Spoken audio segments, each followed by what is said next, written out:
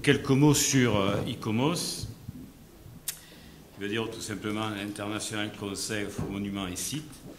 Donc c'est une organisation internationale qui a, sur un plan international, 110 associations nationales. Ça a été créé dans les années 60, à l'initiative d'ailleurs de la France, puisque la première association ICOMOS France a été créée en 1963 ou 1964. L'association française d'ICOMOS regroupe 1100 adhérents, à la fois des collectivités, des villes, des régions, des biens inscrits au patrimoine mondial, des associations et des professionnels, en général, souvent issus de certains ministères de l'environnement et de l'écologie et du ministère de la Culture. Dans le rôle premier d'ICOMOS, c'est de regrouper 28 comités scientifiques internationaux et qui sert d'appui à l'UNESCO pour établir les rapports. C'est-à-dire les rapports à la fois d'inscription, lorsqu'il y a une candidature, il y a des délégations d'experts, et bien sûr les experts sont totalement différents au niveau de la nationalité du pays demandeur. Aujourd'hui, ICOMOS France a eu une très bonne nouvelle parce que nous sommes reconnus association d'utilité publique. C'est très important, puisque en tant qu'association d'utilité publique, nous allons siéger dans certaines commissions nationales, comme d'autres associations qu'on appelait d'une façon globale le G8. Donc maintenant on sera le G9, puisque ICOMOS, et donc on siège mettons, dans les différentes commissions, la commission des monuments historiques, la commission des abords, la commission des sites, enfin j'en passe, c'est des meilleurs, puisqu'il y a au moins 7 ou 8 commissions nationales sur lesquelles on pourra être représenté. Et c'est pour ça que c'est important qu'il y ait une implication des élus locaux dans ce type d'association, parce qu'à un moment donné, ça nous permet quelque peu de décoder, je dirais, le système. Il n'est pas évident, le système, d'autant que les règles changent souvent. Alors, il faut toujours être un peu en amont des règles pour savoir un peu comment on les applique et comment on les comprend. ICOMOS est une association qui n'a pas fait peut-être le travail nécessaire pour être connue, puisque c'était surtout avant tout une association, on va dire, entre guillemets, de spécialistes et de gens particulièrement impliqués dans la préservation et la gestion du patrimoine, puisque dans le cadre des 28 comités scientifiques internationaux, vous avez des spécialités extraordinaires sur les vitraux de telle époque, sur les enduits, etc., etc. Et donc, c'était vraiment un monde un peu à part, mais qui aujourd'hui s'ouvre auprès des uns et des autres pour apporter, on va dire, ces connaissances que nous n'avons pas, nous, et qu'à un moment donné, il est nécessaire de posséder en partie pour pouvoir évaluer et définir des stratégies et des politiques sur la gestion de notre patrimoine. Voilà en quelques mots ICOMOS. Nous allons évoquer maintenant l'association des biens français. Donc cette association des biens français a été créée en 2007 au Puy. Cette réunion, c'était, j'appelle ça l'assemblée constituante de notre assemblée. Et l'idée a germé dans les années 2002-2003, lorsqu'il y a eu le début de l'élaboration des rapports périodiques qui ont eu lieu en 2004-2005. Et il y avait une personne de l'UNESCO qui est devenue une amie, Madame Rossler. Et Madame Rossler était venue à Arles en 2006, puisqu'on avait quand même des réunions informelles des gestionnaires de sites, mais on se réunissait comme ça pour essayer de partager nos difficultés et nos expériences, ce qui n'était pas simple. Et elle nous avait dit, vous les Français, vous n'êtes pas les bons élèves de l'Europe parce que vous n'avez pas de plan de gestion. Alors, comme on dit chez nous, Quesaco, un plan de gestion, on est tombé un peu des nues, là, plan de gestion, on n'avait jamais entendu parler de plan de gestion. Et ce qui nous a fait beaucoup de peine, c'est quand elle nous dit, mais vous risquez de perdre le label. Oh, alors là, ça devient très sérieux, il faut comprendre les choses un peu différemment. Alors, on s'est réunis, on a créé l'association, et le premier travail de l'association, ce fut de créer une commission des plans de gestion. Et donc un certain nombre de sites, parce que plan de gestion, vu la diversité des sites français, on ne pouvait pas avoir un plan de gestion, on va dire, monolithique. On ne gère pas un bien comme un bien unique comme le pont du Gard et le centre ancien de Lyon. Donc il fallait quand même, à travers un corpus, faire ce que j'appelle, moi, des plans de gestion à géométrie variable. Les plans de gestion, ça ne peut pas être seulement des fonctionnaires, aussi honorables soient-ils, qui puissent faire dans leur coin leur plan de gestion, et puis à un moment donné, ils arrivent et disent, voilà, le plan de gestion, c'est comme ça et c'est pas autrement. Non, ça ne peut pas fonctionner. Donc, on a travaillé sur ces plans de gestion. Aujourd'hui, alors pourquoi il y avait des sites qui avaient des plans de gestion et pas de plans de gestion? Parce que tout simplement, comme cela a été évoqué, les règles n'étaient pas les mêmes au niveau de l'UNESCO. L'UNESCO voulait valoriser un certain nombre de sites et je dirais que la porte d'entrée était beaucoup plus large qu'aujourd'hui. Et donc, il n'y avait pas la nécessité de joindre à la demande des sites des plans de gestion. La règle a changé à partir de 2002, où effectivement, il a été demandé, dans le cadre des candidatures, de joindre un plan de gestion. Et à ce moment-là, on comprend mieux pourquoi les rapports périodiques, parce que le rapport périodique, comme cela est dit, c'est, on va dire, à un moment donné, un état des lieux à un certain moment, et tous les 4 ou 5 ans, dans le cadre du rapport périodique, on voit l'évolution dans la gestion du monument, en bien comme en mal. Mais fallait-il encore que l'on pose certaines règles sur les plans de gestion pour qu'il y ait l'appui des rapports périodiques. Voilà en quelques mots le pourquoi de cette association. Elle est surtout, je pense, un lien fort. Non pas que ce qui existait avant ne fonctionnait pas, mais je pense qu'il y a eu cette prise en considération, cette prise en responsabilité, cette prise en main des locaux, des gens qui vivaient avec ce bien, qui leur appartiennent ou qui ne leur appartiennent pas. C'est plus facile. Je prends toujours l'exemple de la ville d'Arles, puisque les 8 sites inscrits au patrimoine mondial appartiennent à la ville. Aujourd'hui, nous avons une gestion unique.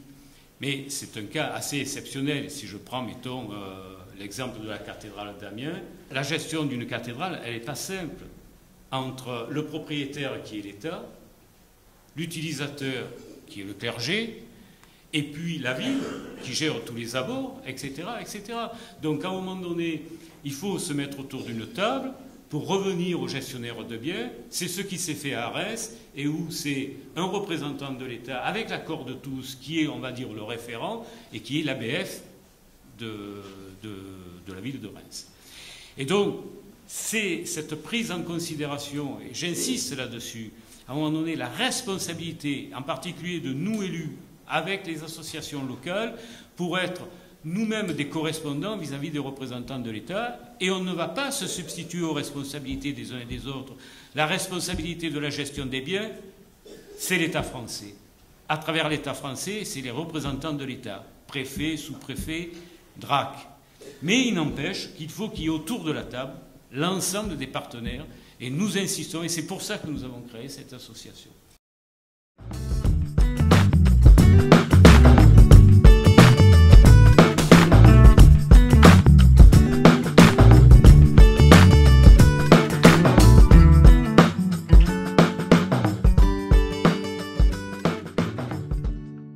Il existe aujourd'hui 38 biens sur la liste française et cette liste est très diverse et les biens qui sont inscrits témoignent de l'évolution de la liste du patrimoine mondial en tant que telle. En fait, les objets patrimoniaux qui la composent se sont beaucoup complexifiés avec le temps. Il y a juste un point que je voudrais rajouter par rapport à ce que disait Adidja tout à l'heure, c'est que effectivement, cette liste du patrimoine mondial, elle est ratifiée aujourd'hui par 188 États, ce qui en fait la convention la plus ratifiée au niveau mondial, puisque quasiment tous les États du monde l'ont ratifiée, ce qui est quand même quelque chose d'assez exceptionnel. Donc je vais revenir rapidement sur les biens français. Donc les premières inscriptions datent de 1979 et elles concernent 5 monuments majeurs, puisque les premières inscriptions sont donc le Mont Saint-Michel et Sabé, la cathédrale de Chartres, le palais et le parc de Versailles, la basilique et la colline de Vézelay et les grottes ornées de la Vézère, qui comportent Lascaux. Et ces inscriptions témoignent à l'époque d'une volonté de représentativité du patrimoine français, à la fois une représentativité en termes de style, puisqu'on a à la fois le style roman, gothique, classique, et aussi une représentativité de période, puisqu'on va de la préhistoire à Louis XIV. On est vraiment dans une recherche d'inscription de ce que Olivier Poisson a appelé des icônes, des symboles du patrimoine français. Donc, ce sont des biens qui ont tous une très forte image. Et on arrive en 1981 à une deuxième salve d'inscription. On a un deuxième groupe de monuments qui ont été sélectionnés de la même façon, avec les monuments romains et romans d'Arles, la cathédrale d'Amiens, l'abbaye de Fontenay, le théâtre antique et l'arc de triomphe d'Orange, et le palais et le parc de Fontainebleau. Et en fait, cette deuxième salve d'inscription complète finalement l'éventail chronologique et typologique qui avait été abordé avec le premier groupe d'inscrits, puisqu'on ajoute l'Antiquité et la Renaissance. Et on a toujours cette volonté de proposer des édifices qui constituent des œuvres architecturales et plastiques majeures en tant que telles. En fait, ce processus se poursuit jusqu'en 1985 avec l'inscription de la saline royale d'Arc-et-Senans, l'abbatiale de Saint-Savin-sur-Gartempe, les places Stanislas de la Carrière et de l'Alliance à Nancy et le pont du Gard. Et je précise quand même qu'en 1983, on inscrit le premier bien naturel, qui est le cap de Girolata, golfe de Porto et la réserve naturelle de Scandola en Corse. Mais on est là encore sur des icônes du patrimoine français. Et ce qui est intéressant de voir, c'est que ce mouvement est équivalent sur la liste mondiale, puisqu'on inscrit des chefs-d'œuvre tels que le Taj Mahal ou le Machu Picchu, qui sont vraiment des incontournables du patrimoine, si je peux me permettre. Alors la première évolution majeure, c'est l'inscription en 1988 de la Grande Île de Strasbourg, qui marque une évolution considérable à la fois dans la notion même de bien inscrit et puis aussi dans la démarche, puisqu'on est sur une démarche beaucoup plus individuelle. On a en filigrane l'action des collectivités territoriales, puisque jusqu'à présent, les inscriptions étaient portées par l'État, les dossiers étaient montés par l'administration centrale, et pour la première fois, les collectivités territoriales prennent part à une inscription. Donc c'est vraiment le début d'une deuxième étape qui voit l'inscription de biens différents. On a des ensembles, des villes, et puis on va aboutir au paysage culturel. Donc on a évidemment Paris et les rives de la Seine inscrits en 1991. Alors, ce n'est pas dans l'ordre, il y a effectivement Avignon en 88, et on a une autre étape qui est franchie en 2005 avec l'inscription de la ville du Havre, puisque là, on a en plus cette dimension moderne qui est intégrée et qui n'était pas prise en compte jusqu'à présent. Bordeaux en 2007, la cité épiscopale d'Albi en 2010, et puis je fais un petit bond en arrière avec le Val-de-Loire, puisque là, on est vraiment encore sur un autre type d'inscription, un autre type de bien, puisqu'on arrive avec la catégorie des paysages culturels dans une autre échelle du patrimoine, comme le disait Adidja. On n'est plus sur le monument, on est vraiment dans une acception beaucoup plus large du patrimoine, avec une prise en compte du territoire et une cohérence culturelle vraiment différente. Donc, il y a évidemment d'autres biens culturels qui sont inscrits. Il y a Saint-Émilion, il y a l'Écossais-Cévennes en 2011, petit insert sur les biens naturels. Et puis on a une autre catégorie, une dernière catégorie de biens qui sont les biens en série, qui nous réunissent aujourd'hui. Donc là, j'ai mis une image du réseau Vauban.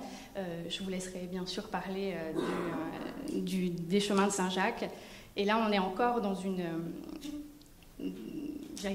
étape supérieure. On dépasse même les frontières pour certains biens en série.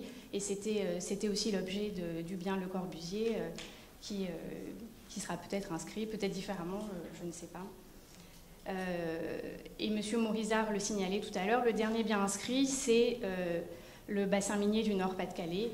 Là aussi, c'est une inscription importante. Je ne vais pas jusque-là, mais effectivement, c'est intéressant de voir au niveau national la répartition des biens. Alors, bon, je ne vais pas m'appesantir sur les origines de l'Association des biens français du patrimoine mondial. Monsieur Maurizard y est venu tout à l'heure. Effectivement, elle est née d'un constat simple, qu'il n'existait pas au début des années 2000 de lien entre les différents biens du patrimoine mondial. Moi, je venais d'être embauchée à la mission Val-de-Loire et on s'est rendu compte qu'il n'y avait aucune structure ou même aucun lien avec les autres biens du patrimoine mondial et on se trouvait un peu isolé alors qu'on avait tout à commencer. Et c'est finalement, vous l'avez dit, le premier exercice des rapports périodiques qui a enclenché le processus, puisqu'on a été encouragé par l'UNESCO et par l'État pour amorcer la création du réseau. Et c'est comme ça qu'ont été organisées les premières rencontres nationales des biens français en Val-de-Loire en 2004. Et on en a organisé régulièrement jusqu'en 2007. C'est le temps qu'il nous a fallu pour structurer un petit peu le réseau, savoir sur quoi on allait travailler, comment on allait travailler. Et l'association est née officiellement en 2007 au Puy-en-Velay. Donc les objectifs de l'association, vous voulez y revenir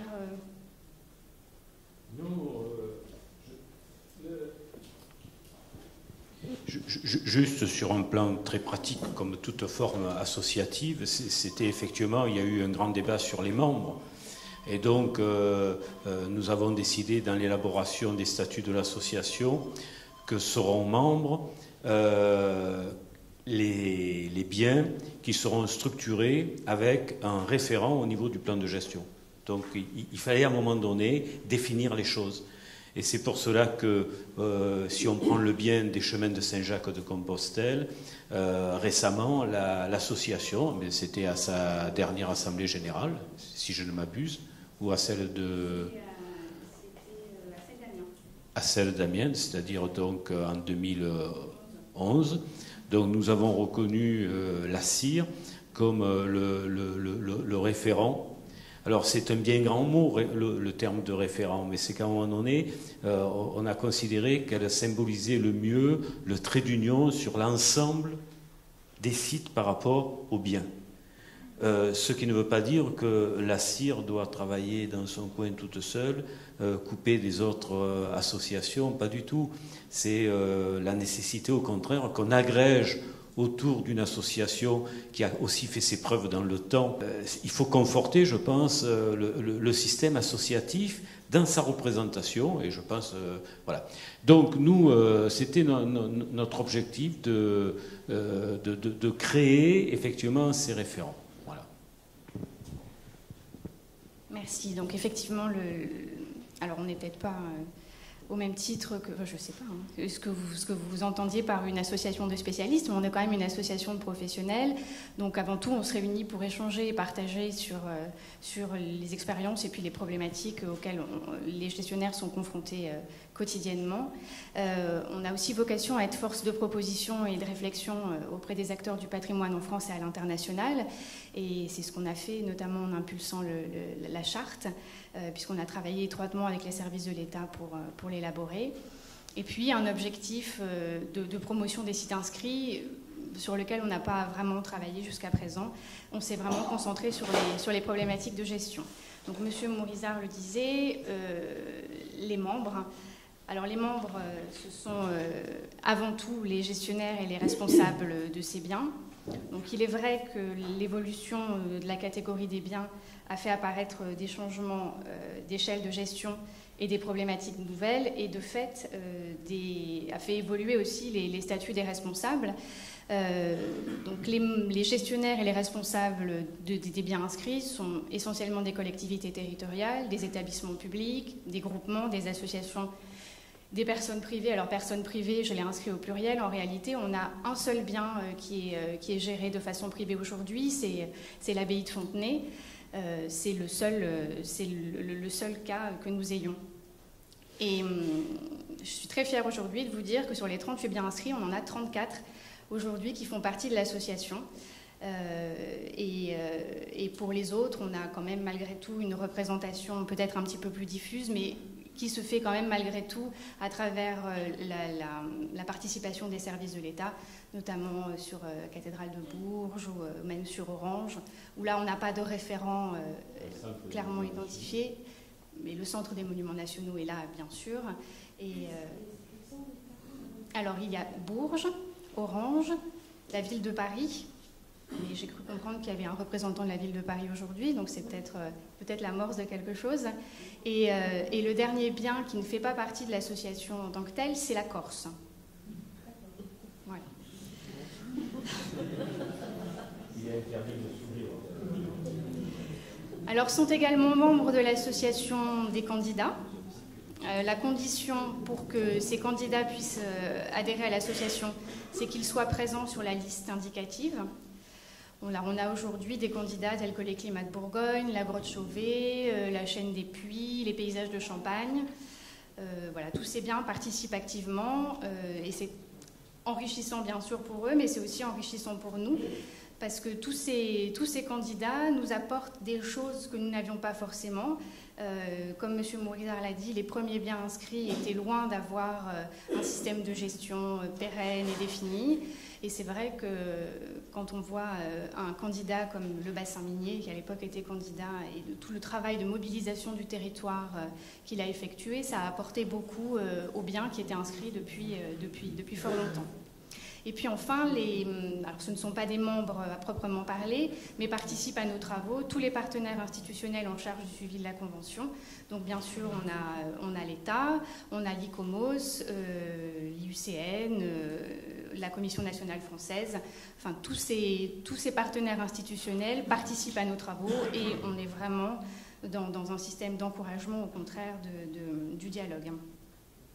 Alors les 3 axes de travail principaux, ils sont simples. Il y a tout ce qui concerne les plans de gestion, la communication, la culture et le tourisme et les relations internationales.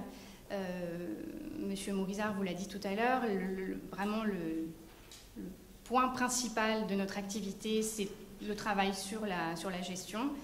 Sur le plan de gestion, donc il y a une commission plan de gestion qui a été créée avec un objectif affiché au départ qui est d'élaboration d'une méthodologie des plans de gestion. On s'est rapidement rendu compte que c'était un petit peu ambitieux d'élaborer une méthodologie. Il n'empêche qu'aujourd'hui, la Commission a des sous-groupes de travail par catégorie de biens et avance sur les plans de gestion.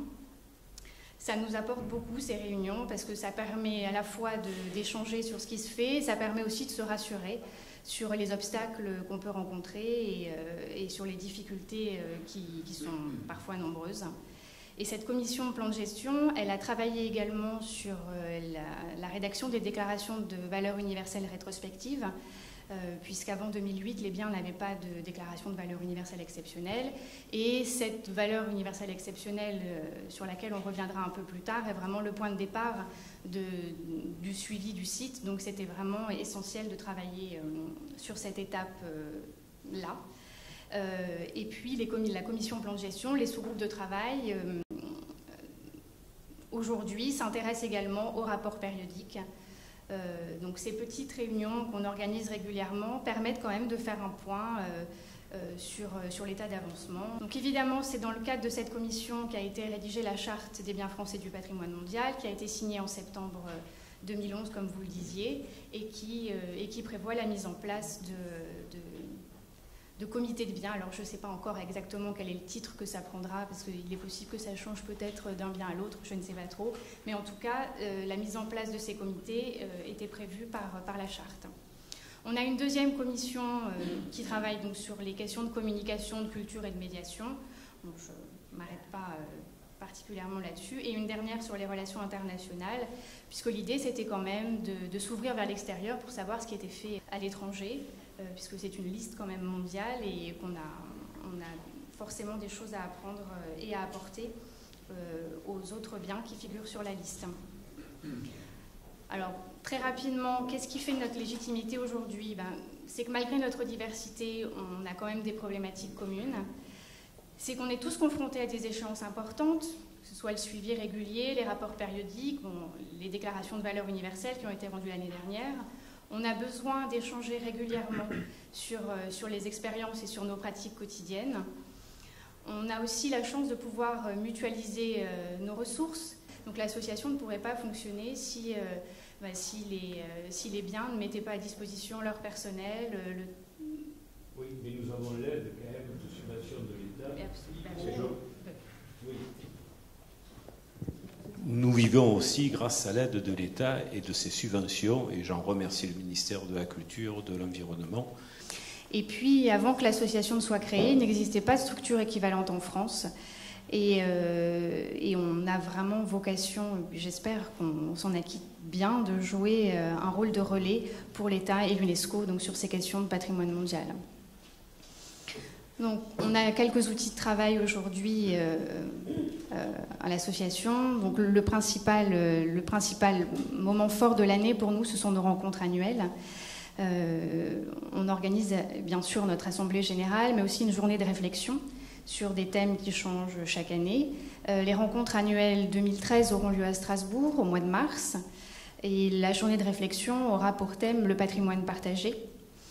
On a donc ces réunions de commission régulières, on a une lettre d'information, qui n'est pas très à jour, je dois dire, et une plateforme collaborative qui fonctionne bien et qui est partagée entre les services de l'État et les membres de l'association.